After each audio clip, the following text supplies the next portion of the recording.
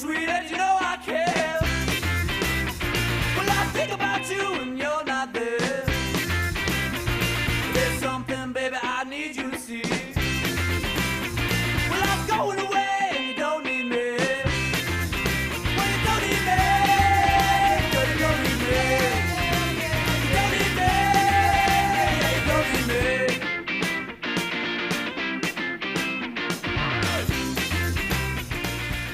In 1997, the White Stripes formed as a quirky two-piece band from the rough suburbs of Detroit in the USA. Now they are one of the most recognised bands in the world. So just how have this supposed brother and sister gone from playing in small bars and clubs to headlining some of the biggest music festivals around the world? Is it just the red and white that's made them stand out?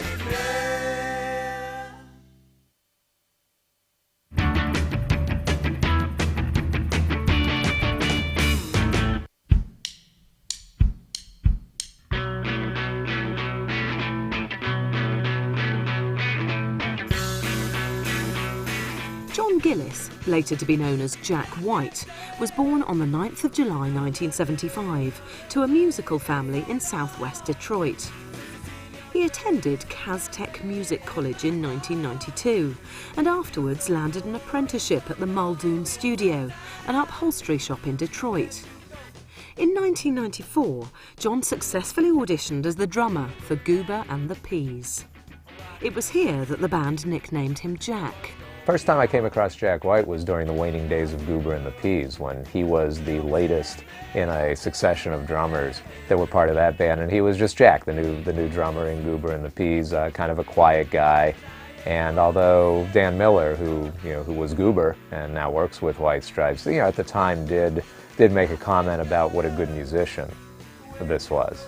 So, but nobody could have looked at this guy playing drums for Goober and the Peas and said he would become Jack White of the White Stripes. He was playing drums with a band called Goober and the Peas, and I had seen them around that time, and I knew him through other connections with Meg and all that, and I kind of forgot he was in a band, and then he came in one night on one of our open mic nights and was playing drums, and he was really good. While in Goober and the Peas, Jack met Meg White, a Detroit girl from the east side of town. The couple married in 1996, with Jack taking Meg's surname of White. The following year, they started the White Stripes. The White Stripes were odd for the Detroit scene. The concept of a duo, a guitar-drum duo, was not really odd in rock and roll. There were a few of them out there. But yeah, the first thing you often heard from people who saw the White Stripes were like, oh, there's only two of them and there's no bass player and the drummer's a girl. I remember their first show a little bit. It was actually, they may have played a couple times. I know they played at least one open mic night at the Gold Dollar, our Sunday night open mic, and it was questionable. Nobody was like, we're going to go see the White Stripes, they're a new band. Everybody came, they were opening up, and everyone was like, oh, it's the two-star guy, he's got a band. And they get on and they have this little podium pedestal, he put this amp on and he draped this red scarf over it, and and they had the red and white image and the candy cane on the drum kit.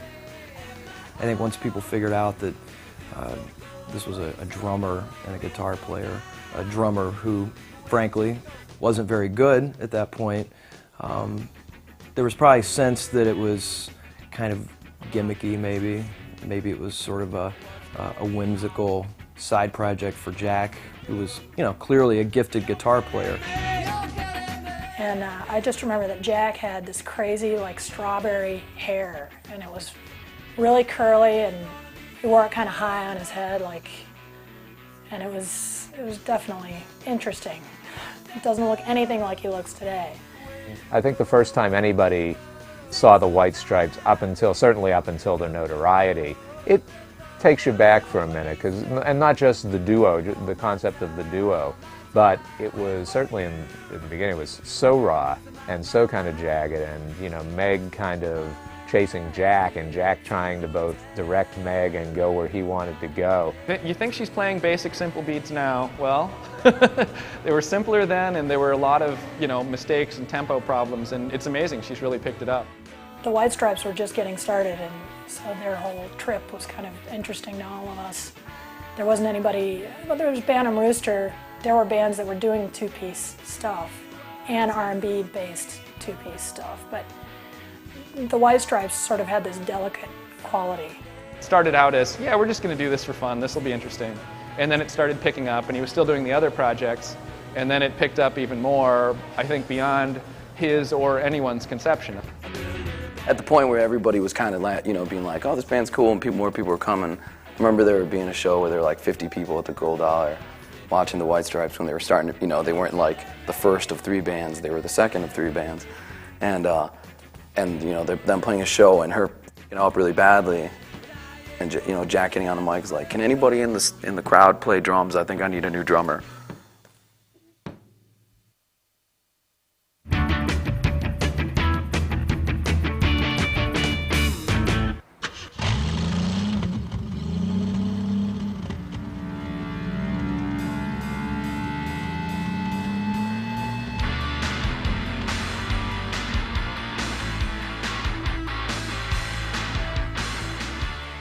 The White Stripes' hometown is Detroit in the state of Michigan, on the east side of the United States. Once a famous industrial motor town, Detroit suffered greatly in the 80s when car giants General Motors, Ford and Chrysler all relocated out of the city. Detroit is it has a very visceral quality to it. I mean, it's built from the ground up. It's cement, it's cars, it's motor oil.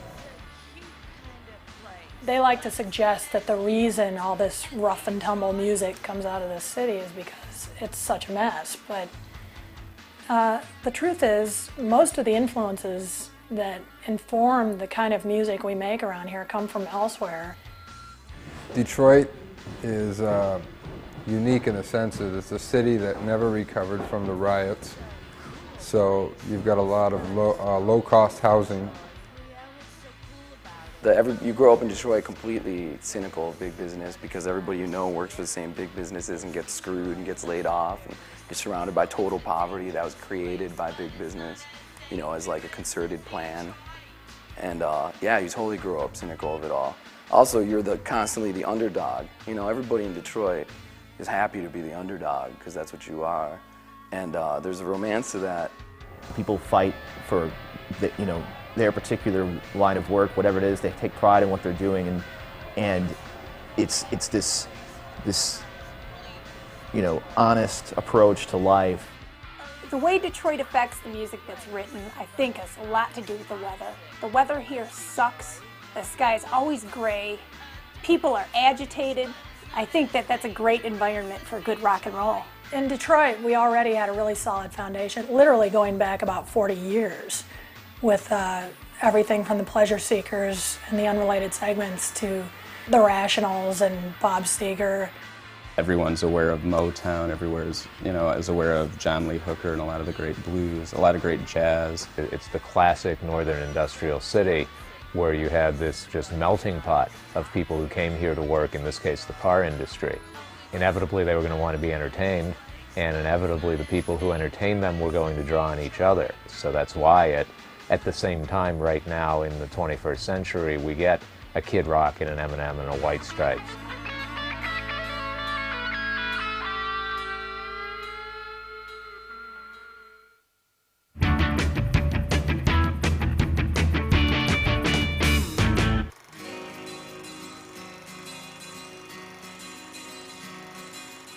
In the 90s, the most influential music venue in Detroit was the Gold Dollar. Jack and Meg have often talked about how they developed their musical style and image in this much-loved venue. The epicenter of the local music scene in general, especially any music that wasn't Kid Rock or Eminem or anything, was the Gold Dollar, which was a now defunct bar on Cass, in the heart of the Cass corridor. I saw the first White Stripes show there. The Gold Dollar used to be a drag queen bar back, I don't know, 70s, 80s? And it closed down and Neil Yee bought it and opened it up, and it just turned into like the hip place. Neil put people in there that were brand new or that hadn't really proven themselves. I think the White Stripes played their first show at the Gold Dollar. During the autumn of 1997, the pair played at many of the local Detroit music venues, but their favourite haunt was still the Gold Dollar. I started the Gold Dollar because I really wanted to have a place to put in all kinds of music that no one else would book is a large part of it. What paid the bills was the Detroit garage rock scene and that sort of thing, and some of the more out there stuff we did. We were trying to be really adventurous about it.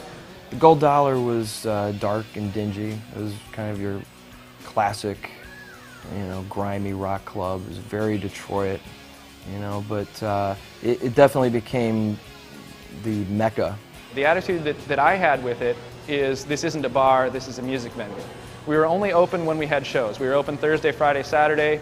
For I think 3 years, I ran the open mic night on Sunday by myself there. But we were looking at it as a venue. At the Gold Dollar, it was really this kind of open room, very open to whatever these bands wanted to play. And that it became an incubator. It really became a place for them to learn how to do what they do, to learn how to perform live, to write their songs, to try their songs out.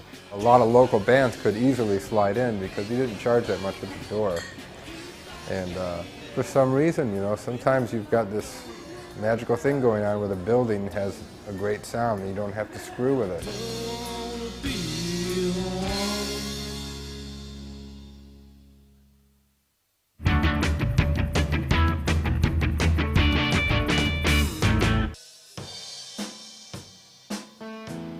The first person to take the band more seriously was Dave Buick of Italy Records, who approached Jack and Meg about the possibility of releasing a record. The first single, Let's Shake Hands, was released towards the end of 1997, but only 500 copies of this single were initially pressed. I remember Dave Buick, the guy who started Italy Records, saying that he came up to Jack and said, "Hey, you want to make a record? I want to put out 45 of the White Stripes," and Jack was like, "Well, I can't afford to do that." So in his mind, he hadn't even come to this point where he was thinking about making records. When Jack first started out, those singles that he had on Italy Records, the drums were very primal, and it was probably because Meg was just learning. But because they've stuck together for so long, I could hear the development over the years. Jack gave me the first one that they did, and I picked it up and looked at it, and I remember turning it kind of sideways to look at it, and all this stuff came pouring out, like money and little scraps of paper with little ideas and pieces of history on them, and I was like, what is this? It was like a little grab bag of interesting stuff, and it was just unusual. It was very sort of unceremoniously homemade. This is just folk music, really. I mean, just storytelling and melody behind it, That's basically what everybody really wants to hear in the back of their head, The front part of their brain might tell them that they want something new and something electronic with a lot of gadgets and a lot of trickery, But really what their mind wants is a story, and they want to sing along with it. By 1999, the White Stripes had cut their first self-titled album with the help from Detroit producer Jim Diamond. It was released by independent California label Sympathy for the Record Industry.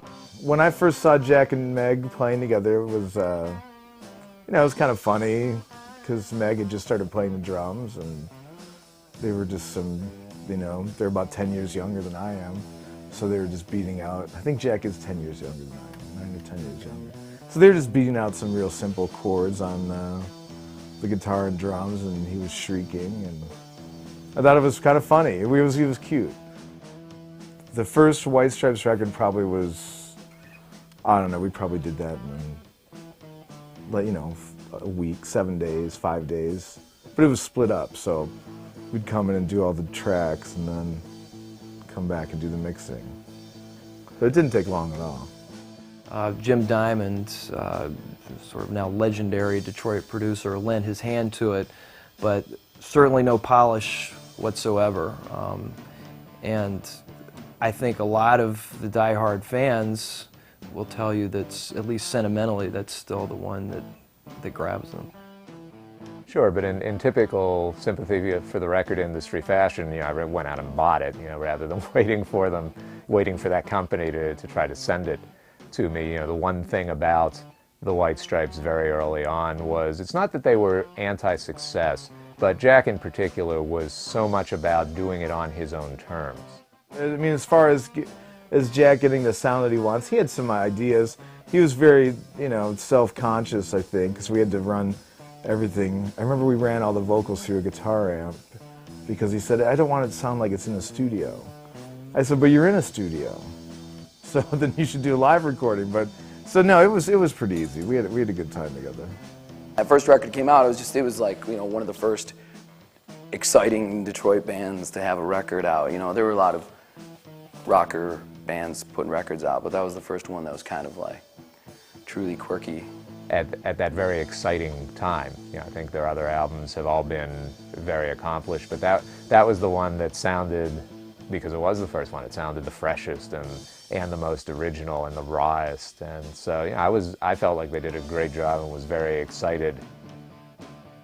That first album, in a lot of points, sounded like something that was always on the verge of falling apart. In a lot of ways, that was the charm. That was kind of there was an energy, but at the same time, it was always teetering on that edge, and it gave it that sense of tension, I think, that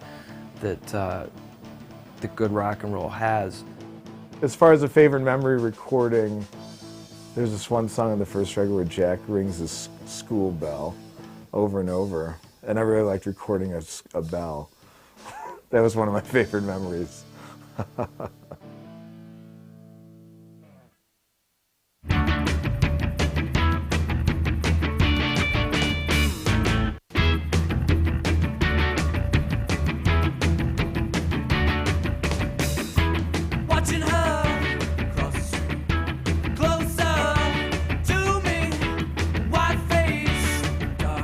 The White Stripes' fame was growing rapidly within Detroit's underground music circles.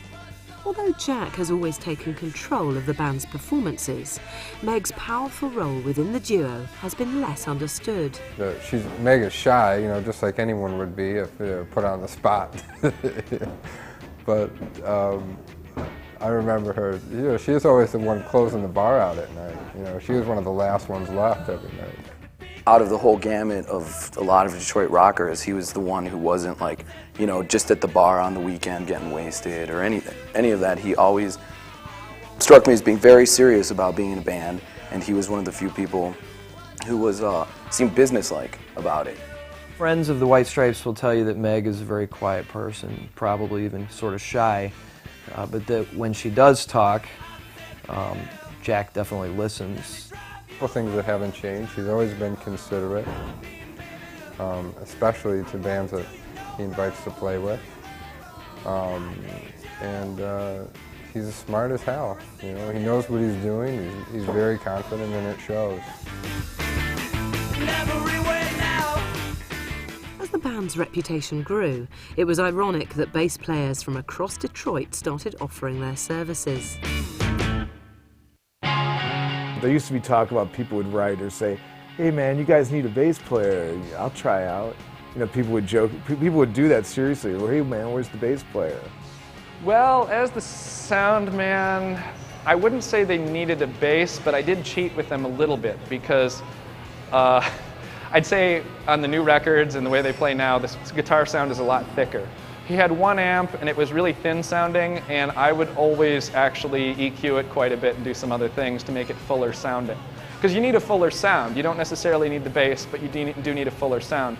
Well, the fact that they don't have a bass player really, and the fact that they've gotten away with not having a bass player, to me really isn't that surprising, because there have been other bands out of Detroit that were huge in other parts of the world. Like the Gories. Flat Duo Jets, Phantom Rooster, the Gories, Bluesmen, controlling personalities. Those are probably all the reasons they never got a bassist. There was already a precedent set for not needing a bassist by bands that he really liked. I think it was just part of the whole needing to control the whole product. He's always seemed really conscious of their image, even before they actually had the finances to control it as carefully as they do now. They weren't as image conscious at first. No, I'm sure that happens to every band, where the more fame you get, the more image conscious you become. I think that's just natural. You start to feel, you notice that more people are looking at you, so you want to put on a show. You know, on stage, those two are very color coordinated. The backdrop is often an American flag, red and white. Close friends of Jack will tell you his whole house is done up in red and white, from top to bottom, which tells you he's at least pretty dedicated to the idea. Funny thing is, nobody ever questioned it. Everybody just got so used to seeing the red and white that nobody ever questioned it. So it developed in such a huge way that the White Stripes have actually gone beyond their colors. Not sure how the red and white plays into their mystique on their side. I mean, in my opinion, I think it's sort of a way of keeping things honest, just as their music is as honest as it is. And there's a dualistic quality about it too. You know, the fact that it's Jack and Meg, guitar, drums, two colors, red and white. You know, they intermingle, they come apart. They can act as lines. They can mix together. They can do all these different things with just these two colors.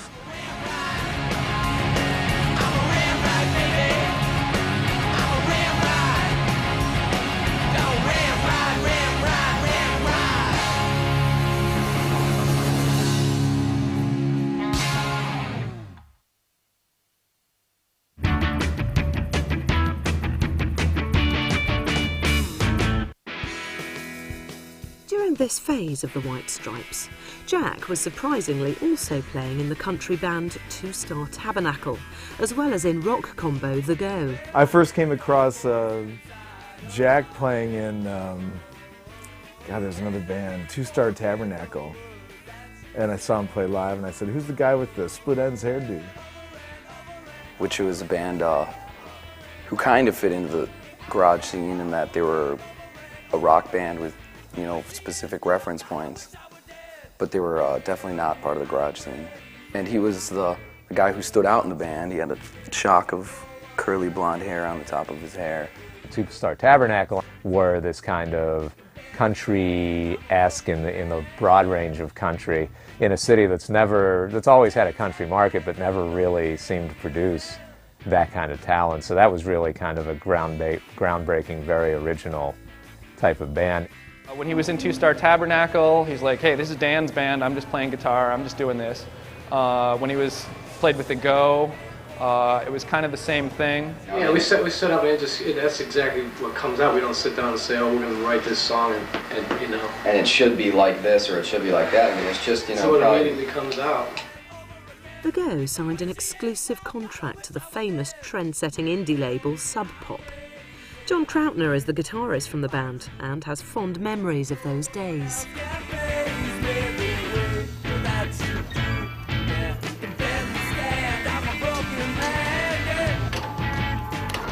He had an enormous influence because up till that point we just turned into a 5-piece, so all of a sudden we sounded bigger.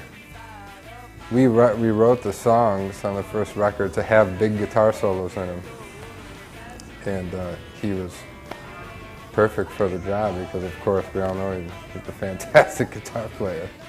The Go have always sounded very much like a Detroit band. You know, The Go could have been 1969 as much as they could have been 1989, and that's a compliment. I mean, they were the band that kind of sprung out of nowhere. They were the young kids. He wasn't in the band when they first started, and they were kind of a band that had this instant buzz around them. In The Go, he would usually take the high part of a 3-part harmony because he could do it so easily. And I would take the low part, and Bobby would take the middle part. Worked out great. So there was some buzz around them, and shortly before they got their Sub Pop deal, he started playing with them. But at the time, they were a band that like everybody had played in. You know, Marco from Paybacks and Rocket 455 had played with them. Matt Smith from Outrageous Cherry had played with them. I mean, they just had this revolving cast of characters. And Jack seemed like when they got in there, they solidified as a band. And he's definitely seemed like the driving force behind what they were doing, but, you know, that many stubbornly driven people in one band can't be a good thing. Rock and roll wasn't meant to be changed, it was just meant to like be made better.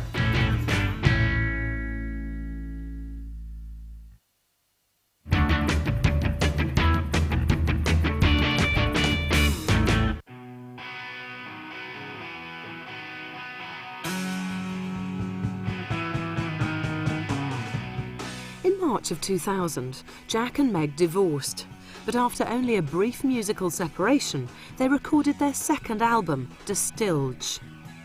Thanks to local boys Kid Rock and particularly Eminem, the nation's attention was now firmly on the Detroit music scene. In terms of whether we felt like a long time had gone on between the first and second records, not really. After the first record, they were still a local band. So local bands kind of, you don't hold local bands to the same standards that you hold the national bands. I was really impressed though when the second record came out and was called De Stijl, because that's the Dutch art movement where it was all about primary colors, and it obviously has affected Jack and Meg's fashion sensibilities a lot. And it's also was an art movement that was concerned with simplicity. The second record, Jack recorded at their home, or at his home, and then we just mixed it here and did like maybe a few overdubs here.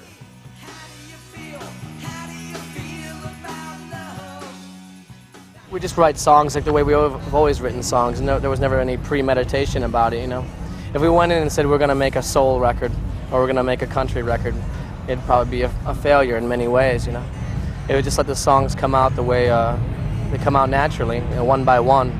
A different story each time, and then it'll be okay. It'll make a lot more sense than if you had all this premeditation behind it.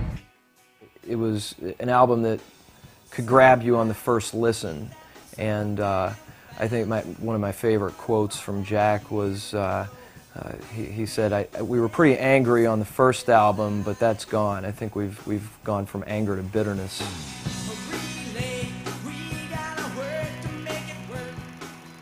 In the spring of 2001, Jack White produced Sympathetic Sounds of Detroit, a compilation album of up-and-coming Detroit bands.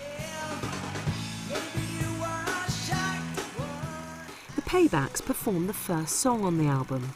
At the time that Jack recorded that record, the big White Stripes explosion hadn't even happened yet. And White Blood Cells hadn't come out yet. I remember looking at the artwork at his house, and it was just a cool experiment. He knew there were a lot of great bands out here in Detroit that weren't necessarily going to get a lot of exposure, so he thought, wouldn't it be cool if we put together, an all-Detroit comp of like-minded groups? Now people look at it and they try to ascribe some kind of importance or some kind of design to it, but the reality is Jack just had the idea that it'd be kind of cool if he invited all of his friends to come up and record on the same equipment, same amplifiers, same drums, and everybody give it their best song and see what happens and see what it sounded like. Which, they ended up doing, and it was, it kind of was one of the early salvos of what maybe has come to be known as the Detroit sound. And so it was really a very innocent attempt to do something creatively interesting. Hearing about it coming out, a lot of friends of mine were involved. There's this whole buzz about how this thing was going to make Detroit. It was going to be the next, make all these bands. And I think on many levels it did. A lot of bands that had barely been around at all at that point are now more phenomenon because of that compilation. Jack's intention in making that record was just to get the most clear picture of each band that he could get, just something really unaffected, and he was very hands-off about it. But the interesting thing was, if you listen, there are segues in between each song that are just snippets of each band playing off-the-hook blues riffs. And that was something that he just decided in there. He said, okay, I just want you to play some blues. And everyone kind of shrugs their shoulders and looks at each other, and just any kind of blues. Just make up some silly blues riff. And it was a really revealing picture of how individual all these bands are. The Sympathetic Sounds of Detroit album was great. It was, you know, it was one guy's view of, hey, here's a bunch of cool bands from Detroit, and he picked an awful lot of very good bands. And it was, I remember when I first saw it, the one thing you kind of thought about was, gee, wouldn't it be great if this did come out on a major label so you could flash it in front of people and it would get that kind of distribution.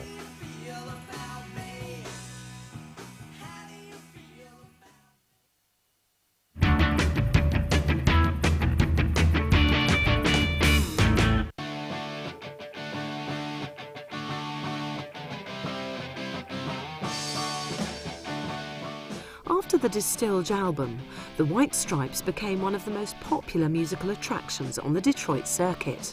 We opened up for the White Stripes, and it was our very first show. And I loved that band. I thought they were great.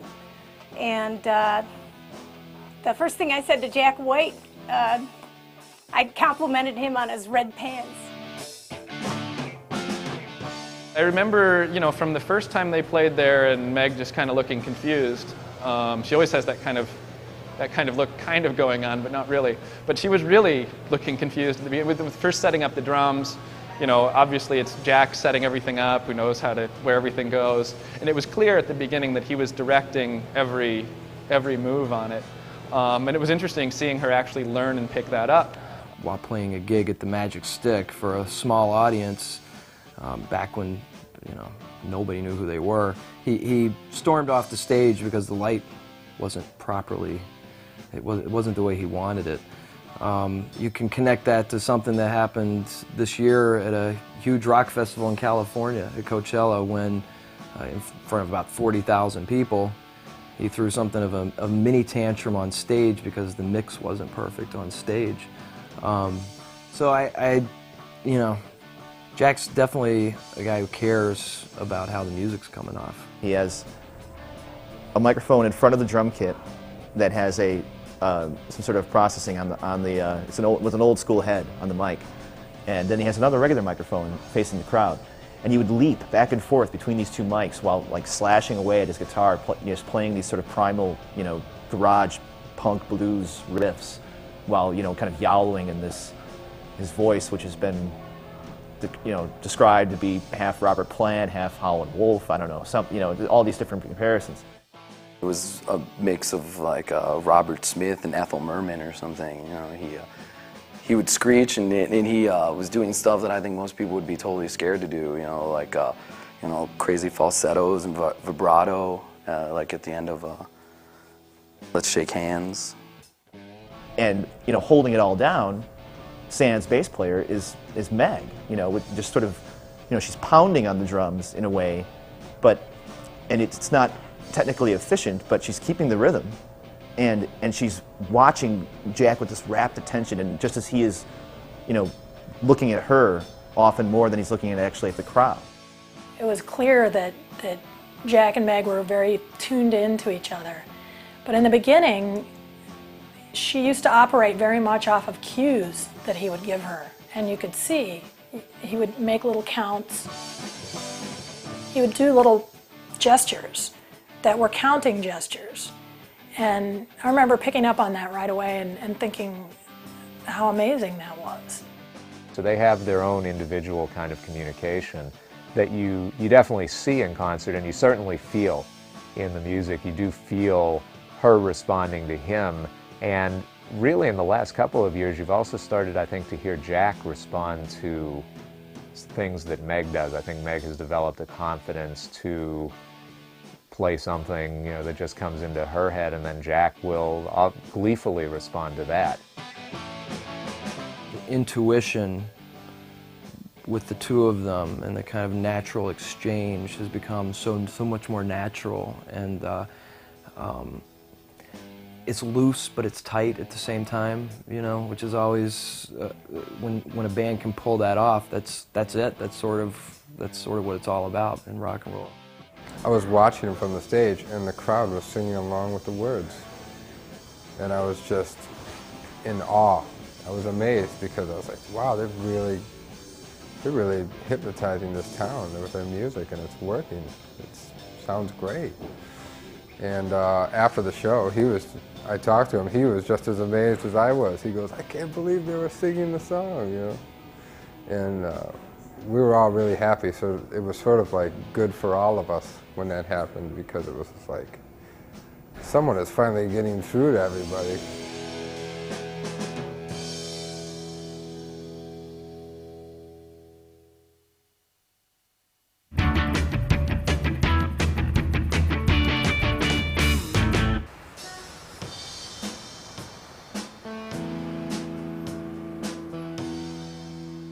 The White Stripes recorded their third album, White Blood Cells, in Memphis, Tennessee in early 2001.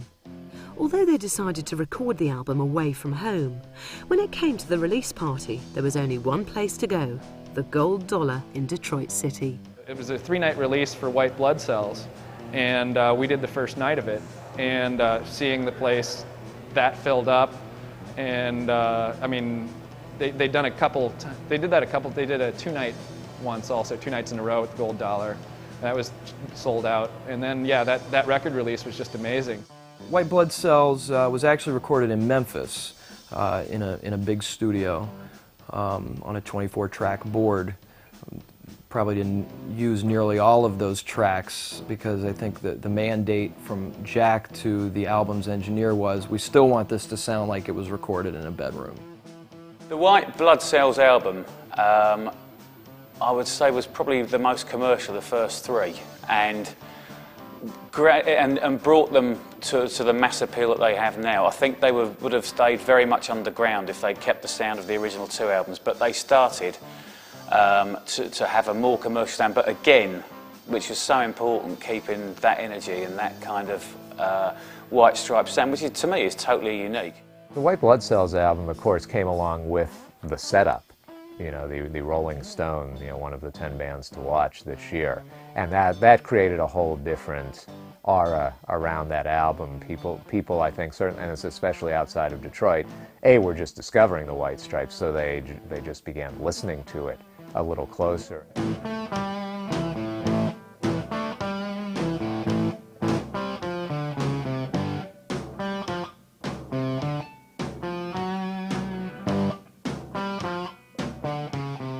To me, White Blood Cells has this sense of confidence that almost oozes off the disc. You can hear a real sense of sureness in the playing and in the songwriting, and in a way it's not surprising that was the album that finally broke these guys. It has a real childlike quality in some of the songs, but then there's these sort of moments of you know, sonic fury, you know, it's just slashing away at this guitar, and the production's really great in that record too. I mean, for just a duo, they still sound like a duo, but there's just a really great roaring guitar sound in all of Jack's guitar playing that I think a lot of people latch onto. One of the singles that came off that album, Fell in Love with a Girl, which is just an absolutely brilliant, almost like punkish 90-second pop record. And the sort of thing that our DJs put on down here on like Friday and Saturday nights, and people just go absolutely nuts. You still get people saying, oh, God, who's that record? Who's that by? But as soon as they know it is, you know, they become converted like me and go out and buy it. It's a great, great record.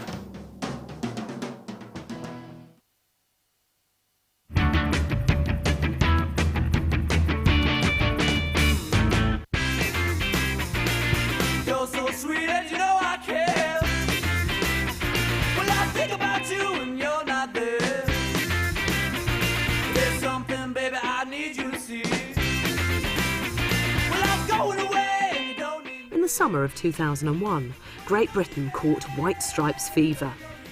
They were enthusiastically introduced to the British public by influential BBC radio jock John Peel, who compared their importance on the music scene to that of Jimi Hendrix and the Sex Pistols.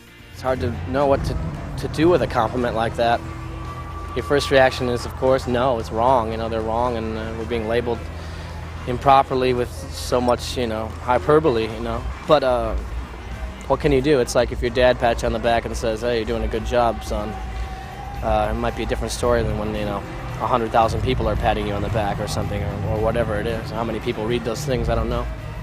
So it's hard to understand. It's hard to enjoy it, really. I just decide not to enjoy it and don't even think about it, really, because if I thought about that too much, you know, it makes too much pressure on you. I can say that when I heard the White Stripes were winning the favor of John Peel and had done 2 initial sessions, you knew it was going to take off from there. Well, I'd finally gotten high-speed internet at my house, and so I'm flipping through and I'm going, okay, internet radio, let's see what's on, and I'm thinking, okay, we'll listen to whatever's there, and I switch on to BBC One, and it's John Peel doing a show, Detroit special show, an entire hour or something about Detroit music, and they started talking about the gold dollar in the first 10 minutes of my internet radio experience, and I thought, there really is no escape.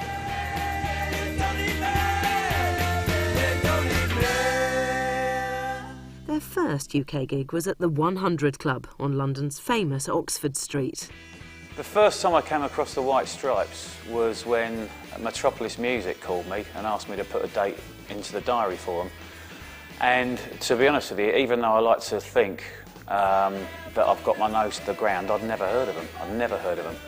And then gradually, as the date got nearer and nearer and nearer, it was quite obvious that they were going to be absolutely enormous. The impact of the show here was huge. It's the only show, probably other than the Oasis one that we've done recently, where we could have sold it out 4 or 5 times over. The interest was absolutely phenomenal. They were both, as you would imagine a lot of Americans to be, they're very, very talkative, very, very interested in the club. Jack quite obviously knew a lot about the club. He'd heard about one of his idols, Son House, playing here in 1970 and recording an album down here, and was very knowledgeable about the club. And I got the sense that he was genuinely felt quite honoured to play here. I know that probably sounds a bit sort of pretentious on our part, but Jack did seem as if he really did want to be here. Meg was very quiet and very shy. She was very polite and nice, but Jack obviously knew the place. I've been working so hard for your loving. Love is here. Well, it's killing me. As he walked through the door, and he literally had 2 guitars and an amp, plonked them on the stage, and that was it. There was no back line, there was no special. I think he had an effects pedal, but other than that, that was it. The kick came in for Meg, and that's how they played the whole gig right the way through, which was completely unheard of at the time. Shake, shake, shake. The atmosphere was absolutely electric. I think the White Stripes gig here will go down as one of those were you at gigs kind of thing, you know, like the Stones has done over here, the 2 Stones shows that we did, the Sex Pistols show, the Oasis show. I think that the White Stripes gig genuinely will go down as one of those I wish I'd been there shows. The atmosphere was fantastic. I mean, you just felt that there was something magic about this band, and that this band were going to be absolutely enormous. I mean, some people have got it and some people haven't. And as a front man, Jack's remarkable really. He's a brilliant musician, but as a front man, quite incredible.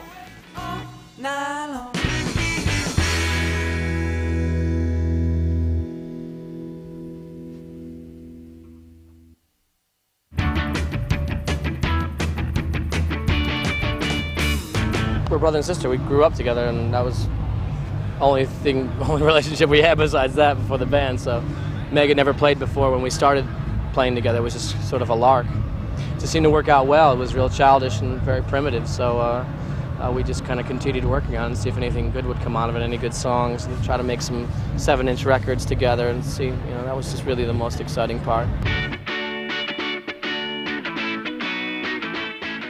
Jack White still introduces Meg as his sister, even if we all know they are ex-husband and wife. Although Jack dismisses media attention on his private life, the White Stripes have had a love-hate relationship with the press. The White Stripes have always been good about creating stuff to talk about, whether they're husband and wife, brother and sister, divorced, what's they steal, why do they wear red and white, you know, what's Jack's hair look like. You know, that's one thing they're good at. For a group that really doesn't court the attention, they've always been good at just creating stuff to talk about, and that's part of the magic of them, too.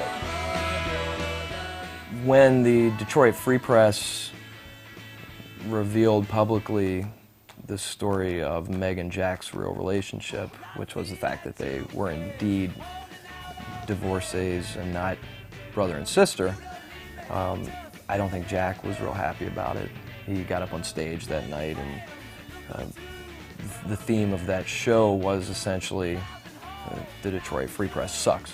Although the Detroit Free Press were the first organisation to announce the real Jack and Meg relationship, the Glorious Noise website was the first one to announce it to the world. I guess the idea behind putting the wedding certificate online on the site for Glorious Noise came about through sort of these email arguments that would transpire between myself and the editor-in-chief and various other contributors, trying to decide whether it was a good idea to put it on there. But we liked the idea of doing it for the same reasons I was talking about, that we wanted to cover the band and their music. We also wanted to cover the hype behind the band.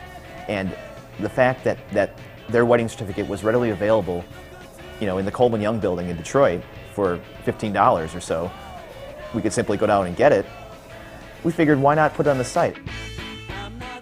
The brother-sister thing has always confused me, and it's always hard to tell. I have never been able to actually go with that because, I know Jack through Meg, and I know Meg through her sister. To me, I don't know. It doesn't bother me. I think it's kind of funny. It's like everyone has to play some game, and I think it actually helps to have some question about it. The brother-sister mythology was something that seemed to be part of their shtick pretty early on. Not clear how seriously everyone was supposed to take it. Around town, it was pretty common knowledge what the real relationship was between these two. Everybody who went to watch the White Stripes show were White Stripes friends, With the White Stripes, it was an interesting situation where you had a band that was a really great band. Straight up, if you remove all the hype away from the White Stripes, they're a great, great band. I really think that it wasn't a big deal for them. It was just something fun, and people got all bent out of shape and blew it all out of proportion, and the press seized on it. But there are people that would try to suggest that Jack manufactured that, for some ulterior purpose, and I assure you that is not the case.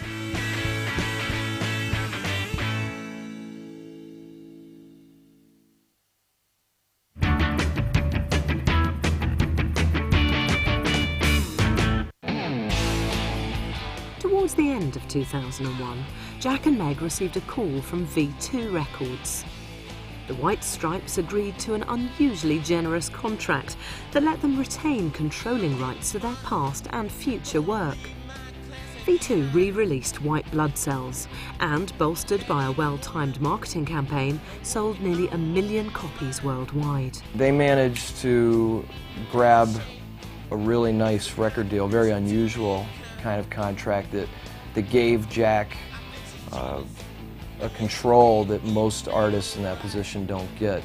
Usually when you sign a record deal, you give up the rights to the master recordings. The record label owns them at that point. He not only kept the rights to his own stuff, he managed to get his own boutique record label out of the deal and pretty much retained creative control. Any good artist would say, oh, I want to, retain rights to all the masters and do things like that. Most people that I deal with are probably too smart to let these things get away from them. They say, oh, sure, you can have the publishing. It's not like the old days where they'd say, oh, I'm broke, give me $50, okay, sign away this song. Well, keep in mind, Jack White may have his bohemian side, but he's run his own businesses. Comes from a good family, a smart family. He is no dummy. He knows how to cut himself a good deal. So he essentially, to my understanding, has a distribution deal through V2, but Third Man is its own entity. Third Man owns what it does.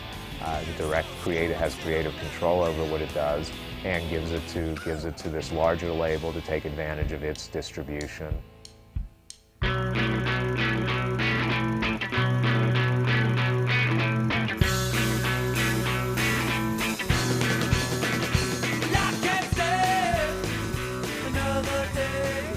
On his previous trips to London, Jack had met up with Liam Watson, whose band had supported the White Stripes in the past. The first contact I had with the band was when they played at the 100 Club, and a group that I am in played with them, opened up for them, and we met, you know, when we got there, Jack and Meg there, we got introduced to them. What had caught Jack's eye was Liam's unusual recording facilities at Toe Rag Studios, which featured an eclectic mix of 70s and 80s equipment. As 2002 drew to a close, Jack and Meg returned to London to start work on their next album, Elephant. Toe Rag Studios was their destination. The recording of Elephant, you know, was, we booked a kind of period of about 2 weeks, of which, you know, there was some time off during that 2 weeks to do gigs and stuff. And then there was a short session, sort of about 3 or 4 months before we started doing Elephant proper. There was a session that we did one evening, you know, that where we did the song that ends the album. I know that John Szymanski, our bass player, turned him on to Liam, the guy who runs Toe Rag. Jack seemed to be pretty excited, you know, by the way the studio was. You know, came in, saw all the old gear, and was like, oh, great, you know. There's nowhere like this in Detroit. Well, they like the way the studio's set up. I mean, this studio is a kind of particular type of studio. You know, the reason being is because, you know, the way I like to record, and I think the way that the best records have been made is with this kind of setup, you know, which some people might call like limitations or restrictions. And I think that's the same way that they feel. I think they start to see all the other options available in the world, and you want to experiment and try different things. And I can never blame an artist for wanting that, because I'd probably want to do the same thing sometimes. The world's press have been slightly misled by, I don't know where, there's some press release from somewhere, you know, had said something like that all the gear was from like pre-1963, you know, well that's like rubbish, you know. I do have stuff from before '63, like this desk for instance here, but I didn't use that on Elephant.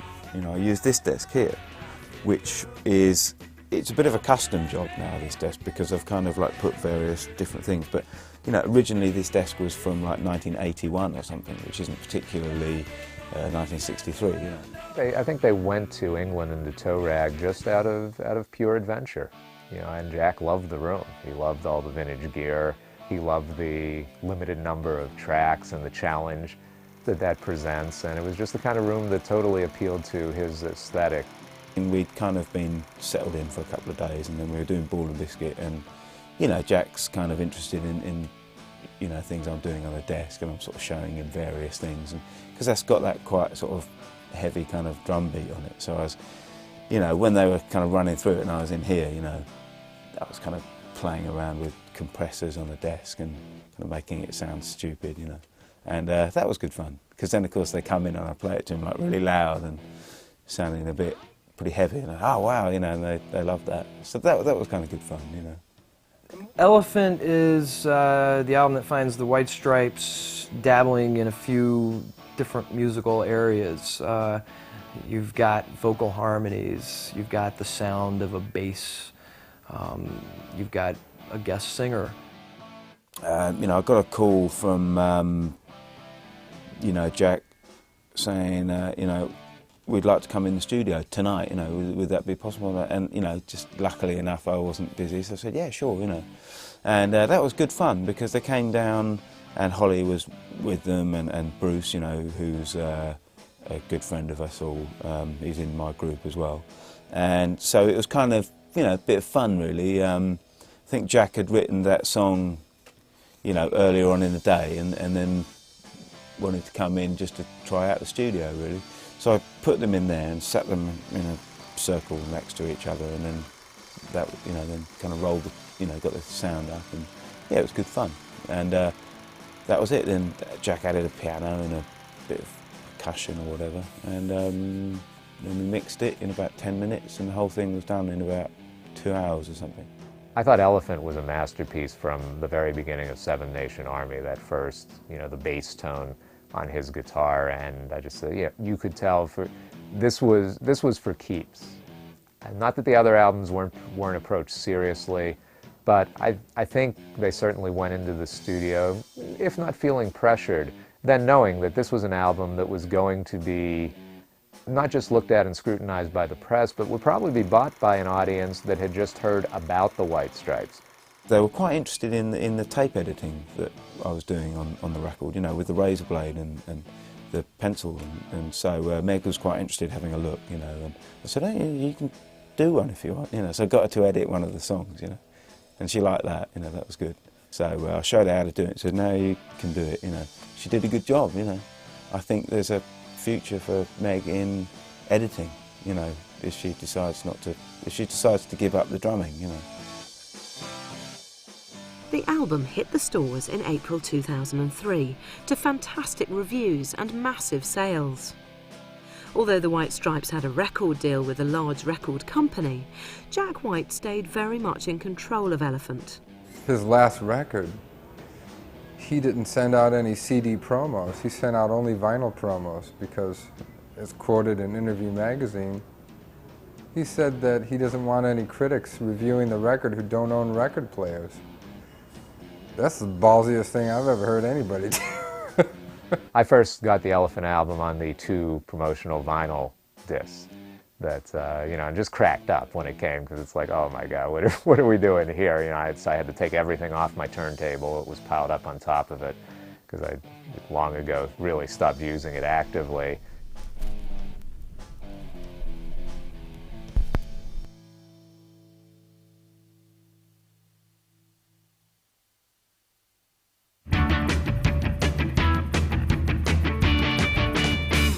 I think we've always been the most comfortable playing live. It was just a matter of seeing how we liked actually doing festivals, and the change between that and doing like a more intimate, you know, kind of atmosphere in clubs. So, but I mean, it's gone pretty good so far. I mean, we kind of didn't expect it would, but I mean, it's pretty good. So, it's changing our minds on festivals a little bit.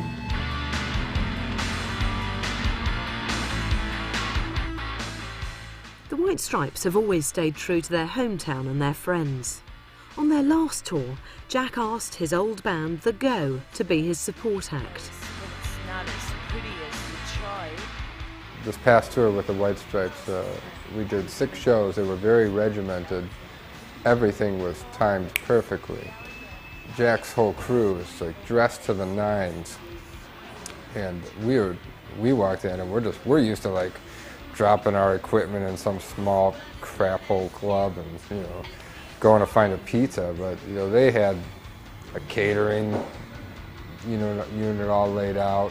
Yeah, I did go to the show a few weeks ago at the Masonic Temple. I went with Heather and Meg's sister and their mom.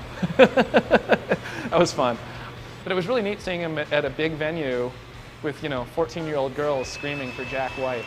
That was weird.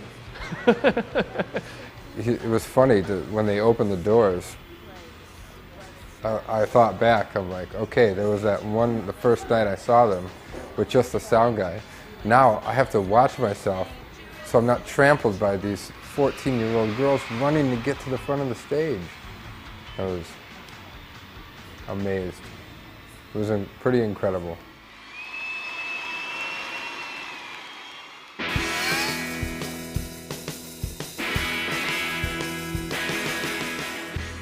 So, with worldwide success under their belt, what is the future of the White Stripes? I really don't know what the future holds for the White Stripes, but I suspect that it's going to be creatively compelling. I think there's probably a limited time, as you know, where you can take the duo, but I'm sure they'll, you know, have things to do musically.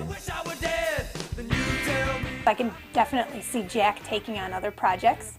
I see other opportunities obviously open up to Meg.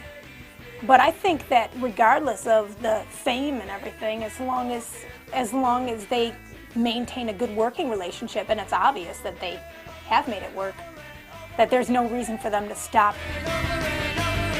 Jack came out and said, you know, another album and we're gone, which is funny because he didn't say that, but he was quoted as saying that by Mojo, and now finds himself reacting to having predicted the demise of the White Stripes. The problem is, you know, there's not a lot you can do with just the guitar and just the drum kit and vocals. I would think that the White Stripes will probably try to sort of subtly change their music as they have done from the word go. The songs have developed, they've changed, and I think a band can survive just from that alone, from changing. The White Stripes phenomenon has only been with us for the last few years, yet their influence on how other bands make music has been enormous. I think that Jack has this grand plan in his head for this continuum of the band, a beginning and an end. And maybe their explosion of popularity has sort of thrown a wrench into that plan, but I think he'll stick to it. It's hard to tell what the future holds for this remarkable duo from Detroit City. But Meg and Jack's influence on our lives seems set to continue well into the future.